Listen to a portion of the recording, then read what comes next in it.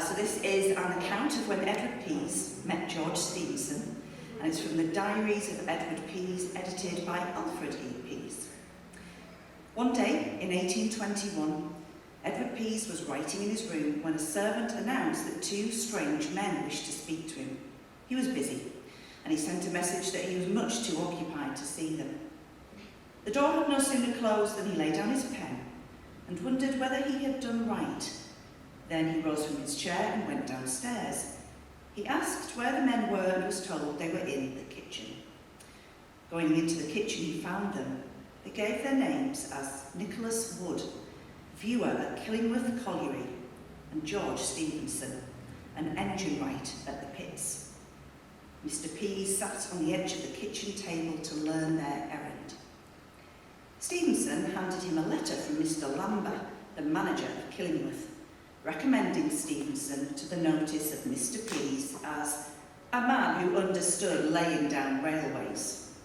In Edward Pease's own description of this interview, he says, "There was such an honest, sensible look about George Stephenson, and he seemed so modest and unpretending, and he spoke in the strong Northumberland dialect."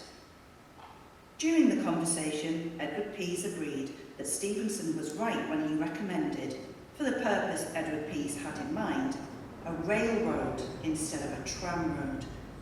Edward had long satisfied himself to the soundness of his idea, that a horse on an iron road would draw 10 tons for 1 ton on a common road, and said, "I felt sure that before long the tramway would become the King's Highway."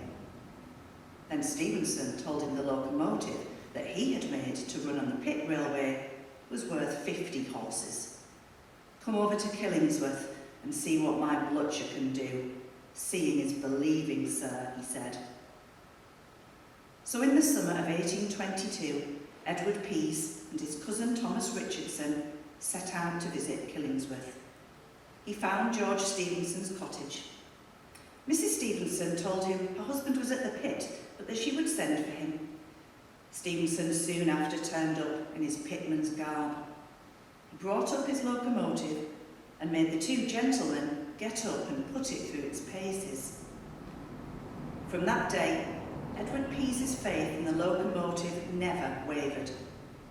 He had inserted in the 1823 amended Stockton and Darlington Act a clause empowering them to work the railway by means of locomotive engines and to employ them to haul passengers as well as merchandise. In 1824, he entered into partnership with Stephenson to make locomotives in Newcastle. When the Stockton and Darlington Act was passed, George Stephenson's appointment as the company's engineer was confirmed with a salary of £300 a year. Thank you.